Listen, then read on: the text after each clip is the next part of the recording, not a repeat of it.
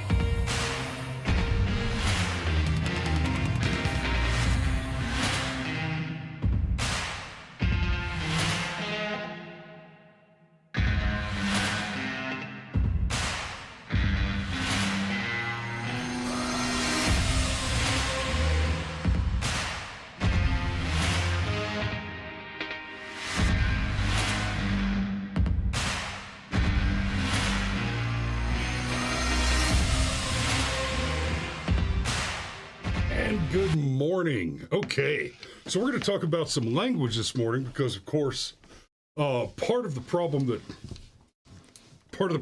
of the whole conversation around politics generally, and especially the topic of climate, is the misuse of language. And let me be clear, it is an intentional misuse. It's premeditated. It's deliberate. It is done with the explicit purpose of confusing the conversation. Now, they refer to anyone who is at all skeptical of the claims of the climate alarmists as climate deniers. More generously, occasionally you'll hear climate skeptic, and climate skeptic is a little more, is perhaps a little more correct.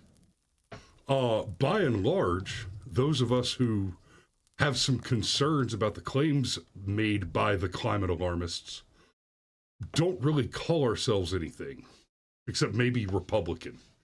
And I'm not super happy with that as a label either, because let's be real, Republicans as an elected class are bitches. But they call you a climate denier. And the Russell conjugation there is, oh, listen to these hillbillies. They don't think that we have weather. They don't believe that climate changes over time. Well, that's false. That's simply a false claim. By and large, what is believed by people who are skeptical of the claims of the climate alarmists is that there is a sort of cabal of scientists, excuse me, there's a sort of cabal of scientists and politicians who have conspired together to fabricate data, which is not a theory, by the way. And I'm not saying that the data itself does not represent a theory. I'm saying that the claim that data was fabricated in order to make false claims about climate change is not a theory. That's proved. That is guaranteed. We have the receipts on that.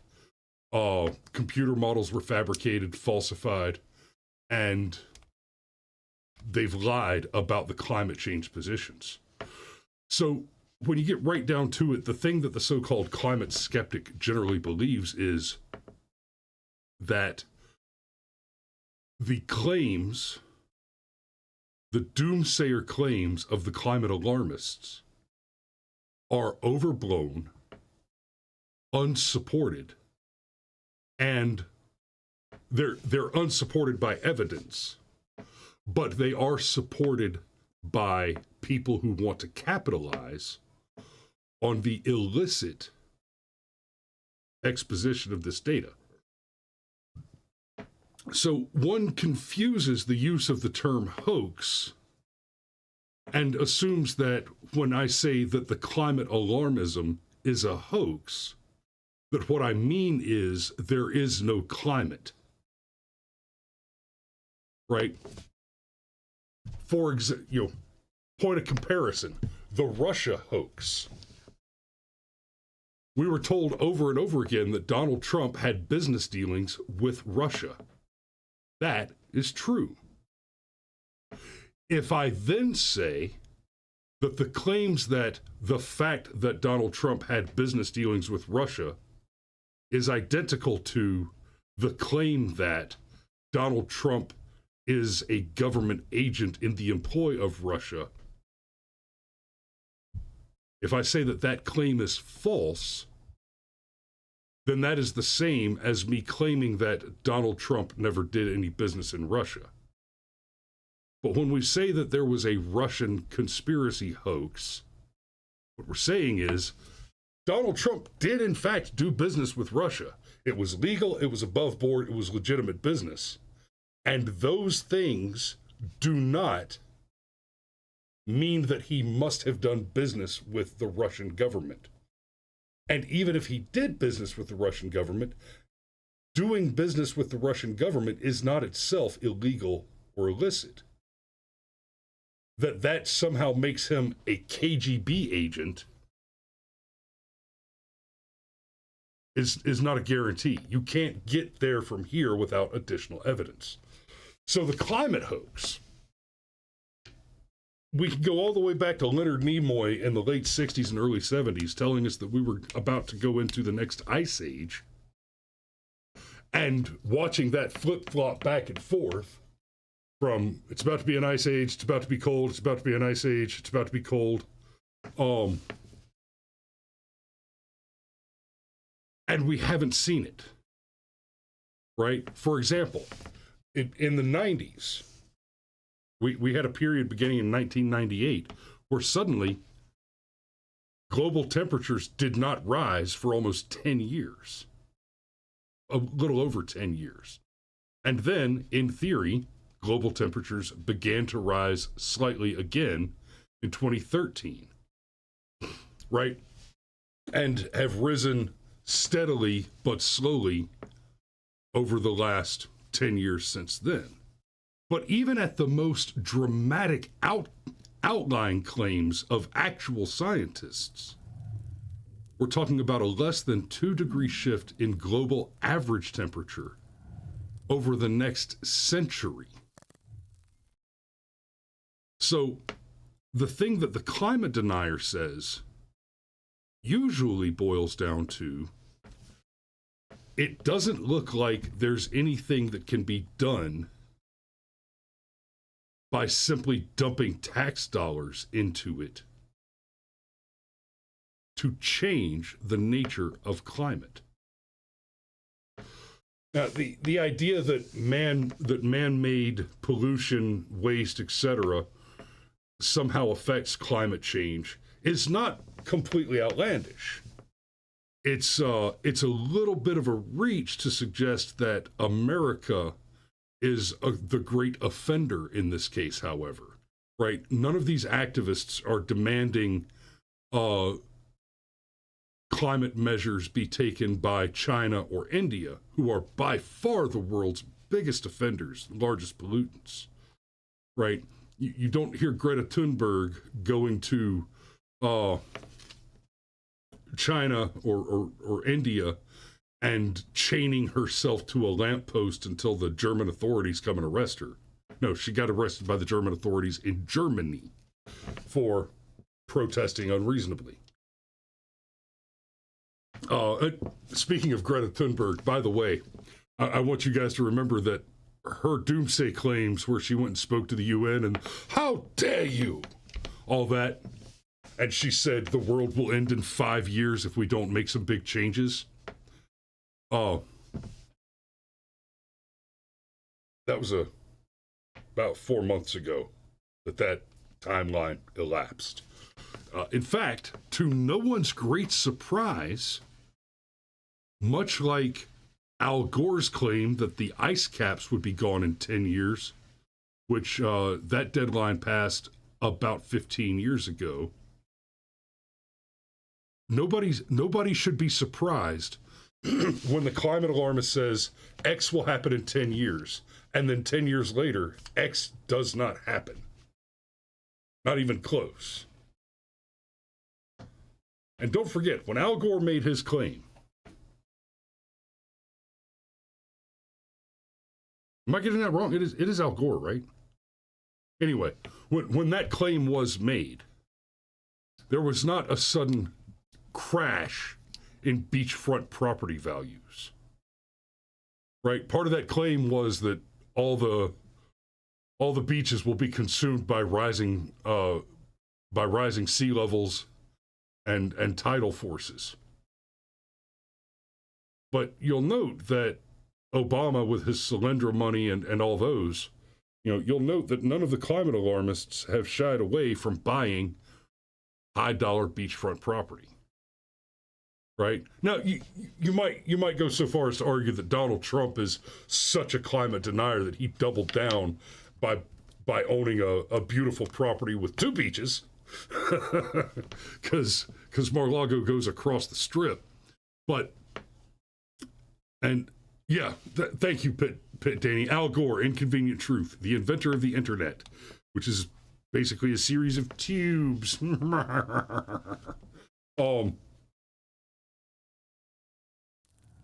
Cameron points out, yes, Mr. Massage Man. Yeah, Mr. Massage Man claimed we had 10 years. Rush used to keep a countdown on his website. I remember that. Damn, I miss Rush. You make me start drinking early.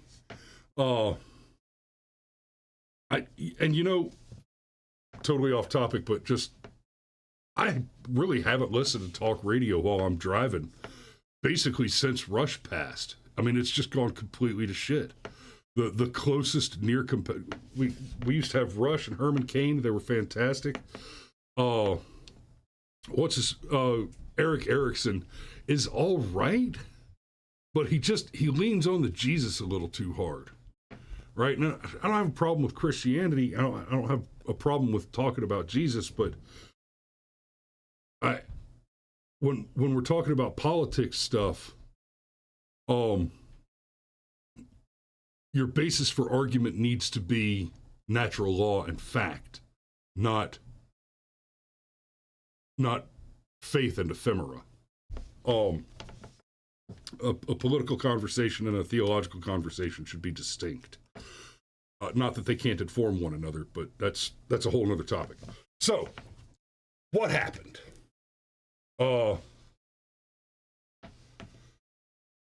Pitt Danny says there is a void. Erickson is a rhino asshole, and yeah, he's a never Trumper. And let's not forget, we're where we are right now, right? We are where we are today, with $3 gas, a shiny new war in the Middle East, a shiny new war in Eastern Europe, on the brink of World War III, mortgage rates quadrupled in just over a year and a half, and rising again. This is something I've been paying close attention to, by the way. And of course, just the onslaught of child mutilation across the United States. We are where we are because of people like Eric Erickson, the never Trumpers, who preferred a Democrat in the White House to punish Trump because they don't like the way that he speaks, because they disapprove of his personality. Never mind that he was a better conservative president than any of them has known in living memory. by the numbers, by policy. So yeah, you're absolutely right on that, Pitt Danny. Erickson is a rhino asshole, lumpy. Anyway, so y'all remember Solyndra, right? I don't know why I would mention that. Biden-backed wind power company cancels New Jersey projects despite $1 billion in subsidies. This is from the New York Post, published yesterday. A green energy company on Tuesday pulled the plug on 2 wind projects off the coast of New Jersey, which were approved for an estimated $1 billion in taxpayer-funded subsidies by Democrat Governor Phil Murphy and state lawmakers. This bit, the Danish outfit Orsted cited high inflation, rising interest rates, and supply chain issues as their reasons for scrapping its Ocean Wind 2 projects. Excuse me, guys.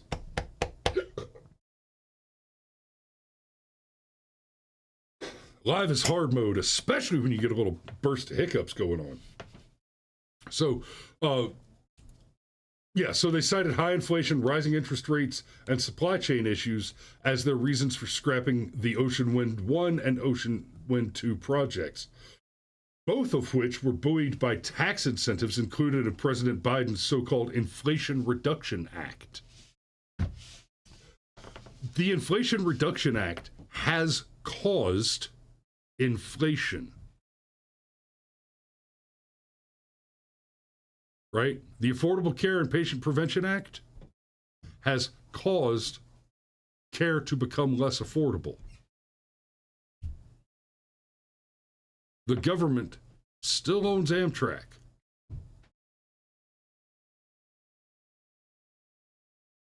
This is nothing that surprises anybody who's been paying attention. This is true of Democrats and Republicans, and I hate it when we have to say it like that.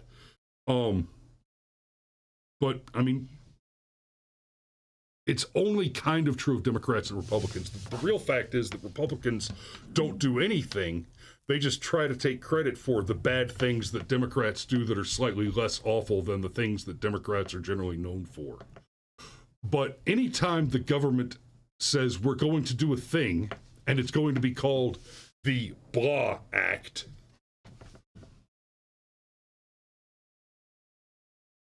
if Joe Biden came out on television today and said he was going to sign a bill that was designed to reduce the murder rate in the country, you can bet your bottom dollar that it would subsidize murder intentionally. The Inflation Reduction Act did not fail to reduce inflation by being poorly executed. It was designed to increase inflation. No competent, intelligent person fails to understand that inflation occurs at the printing press, and the Inflation Reduction Act explicitly engaged the printing presses. We're going to reduce inflation by printing more money. Printing money is how inflation occurs. Period. There is no other cause. If you think you've identified another cause of inflation other than printing money at the press, then what you have identified is a symptom and not the disease. It really is that simple. You switch the presses off, you switch the inflation off. It's that simple. Interest rates are a different matter. But the rising interest rates are a symptom, but not a cause of inflation. Inflation literally refers explicitly to the devaluation of currency by the expansion of the money supply. It is the money supply itself, that's the thing that gets inflated. And when the money supply is inflated, because you've printed more money, you don't have more money. The problem exists because individual measuring units of currency, a dollar is not money. A dollar is a physical representation of the concept of wealth divided into a system of measurement for easy conversion and calculation. Right? A dollar is no more money than a minute is time. Right? Minutes, seconds, hours do not represent time. They represent a conceptual measurement of an abstract concept so that that concept can be discussed in an intelligible and distinct way using language. Minutes are no more time than dollars are money. So if you decided suddenly that there were 75 minutes in an hour, but still 24 hours in a day, then what you would have is shorter minutes. It's that simple. Same thing happens when you print more dollars, right? If the total money supply is $100, for example, and you print $200 so that 200 people can have $1 instead of 100 people having $1, they don't each have a dollar. What they have is a half dollar that's masquerading as a dollar, that's pretending to be a dollar. Because what they have is a subdivision and capital command of a definite, distinct, and immutable portion of the conceptual whole of total wealth. The total number of dollars that exist, of US dollars that exist, are representative of the subdivision of the United States controlled total value of all human wealth. Right? We don't own everything. We don't command everything. We command everything up to and including the total value of the current money supply. That's how that works. That's why inflation only occurs at the press. So now we're looking at a Biden-backed wind power company. Boy, that sound. Here's what I can't wait to see. I don't have it. I went looking for it and I couldn't get my hands on it this morning. But I sure would love to see who's on the board of these foreign companies that Biden suddenly dumped $1 billion into. Yeah, Cameron Cameron points out, yeah, thanks, Nixon. That whole precious metal standard thing was there for a reason. Yes. So gold-backed currency still works the same way, but so what happens with precious metal-backed currency, you can have a printed currency like the dollar. Now, in that case, if you print more dollars, then the total number of dollars, while it no longer represents the conceptual total value of the theoretical money supply, and it actually represents your individual command and control of a quantity of a precious metal.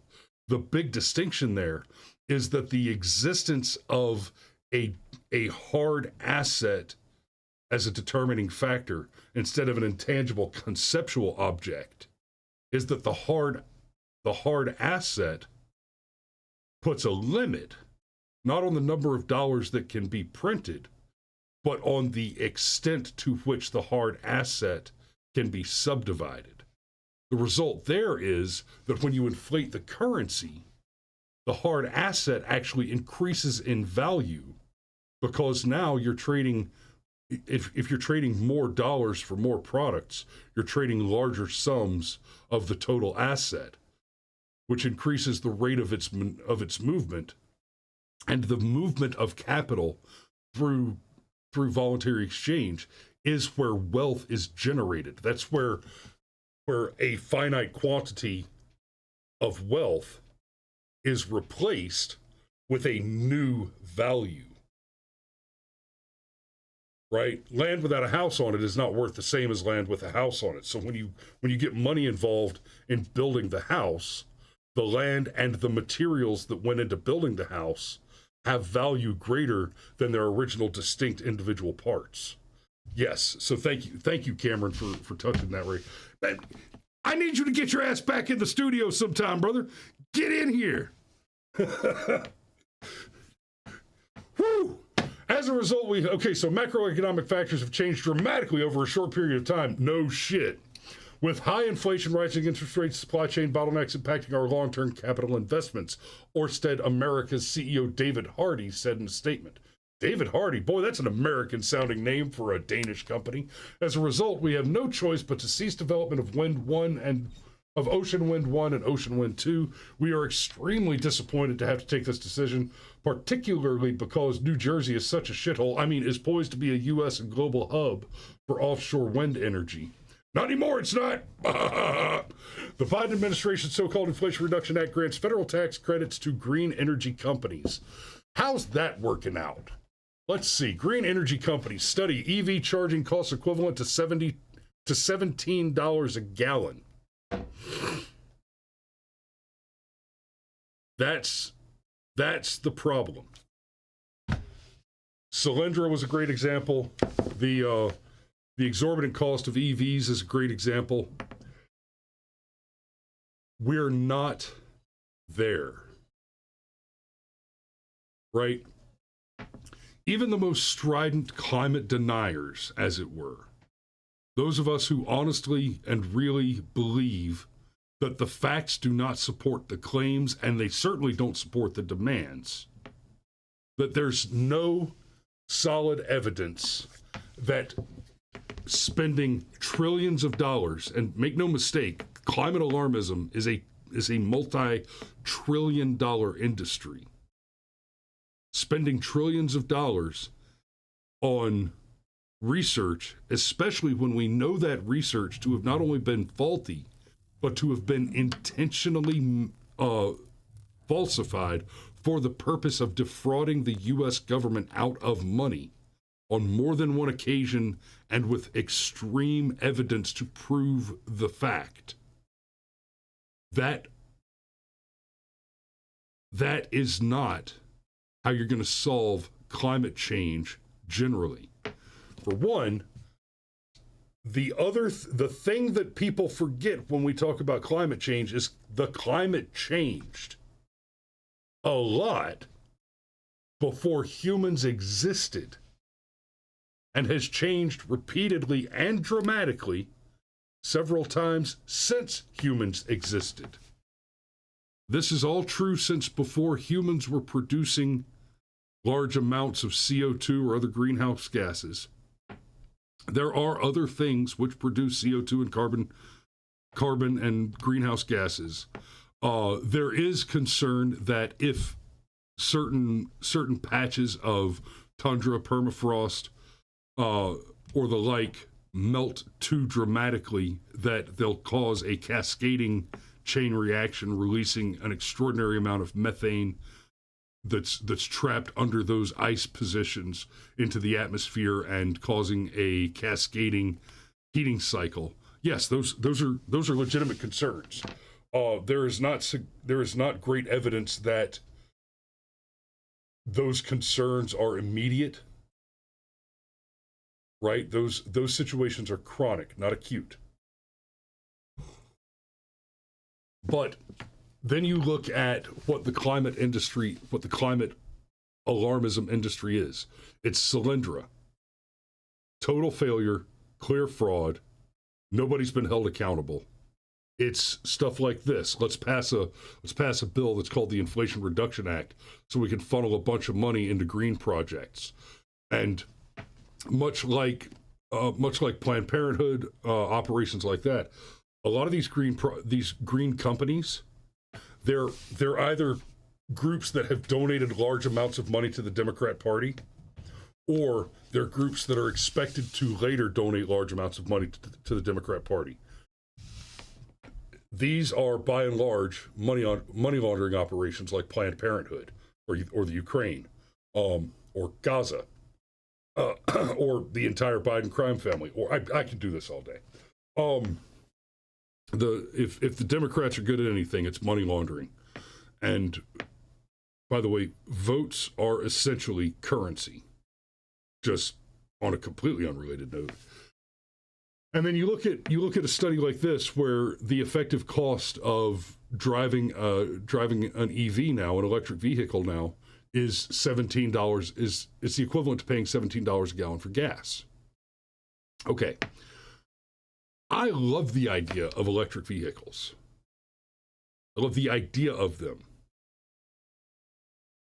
But the idea that I love of electric vehicles does not need to include child slavery for the extraction of rare earth minerals. It does not need to include cars just randomly catching on fire in places.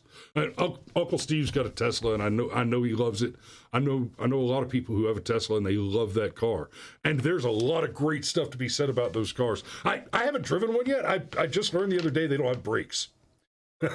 or more correctly, they don't have a brake pedal. Apparently there's one pedal, and you are either on or off. And I imagine that takes for those of you who have driven one, I imagine that takes a little bit of getting used to. But I still have a hard time driving a car with only two pedals. My left foot gets confused when it doesn't have any work to do. But And I mean that quite seriously. Like when I'm driving the minivan with the whole family loaded up in it, I have a bad habit of tapping my left foot and reaching for the stick when I'm slowing down or speeding up. At least for the first couple minutes I'm driving. Anyway, the fact of the matter is, we're not there yet. Now we could get there. And probably the best way that we know of right now that we could get there is to go we need to go balls deep on nuclear. Uncle Steve asks, may I take you for a ride? I haven't tried a Tesla on yet. I don't know if they fit, but no shit, I would love to take it for a ride. I want to play with one. I'm not totally against the things. I'm not. But as far as taking them mainstream and replacing all of our vehicles with them, we're just not there yet. You got to love the memes where you see the electric vehicle plugged into the charging station, and then the charging station's plugged into the giant, smoky, nasty diesel generator. Love those memes because there's a lot of truth there. Now, I ain't gonna lie, and for those of you who are local, you might find this to be terribly controversial, but I'll tell you the truth, that Rivian pickup truck looks pretty fucking good. But Danny says, Jay Leno said the Tesla acceleration is like the hand of God. Yeah, that's I've seen him take off the line. There's a lot to be impressed about there. But right now, today, an EV is kind of a status symbol. It's a flex. It is not doing anything to improve the climate situation at all.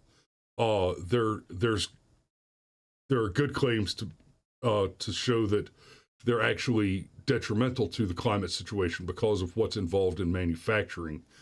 And of course, we've heard the nightmare stories about having to get a new battery in the Tesla and it being $17,000 for a new battery. And it's like, brother, let me tell you something. If I take my pick-em-up truck to the mechanic and he tells me it's going to be $17,000 to get it back on the road, I'm going to buy a new pick-em-up truck. That's easy math. In fact, if he tells me it's going to be $5,000 to fix my 23-year-old pickup truck, I'm probably going to buy a new pick-em-up truck. Of course, part of the beauty of driving a 20-some-year-old truck is it never costs more than $1,000 or so to fix it. Anyway, I think I'm going to have to go ahead and put a pin in it right there. I want to say thanks for watching this morning, and we love you, and we will see you tomorrow. Hey, Cameron, if you've got a minute, give me a call after the show's over. Love you guys. Be safe. We'll see you for Firearms Friday in the morning. Bye-bye.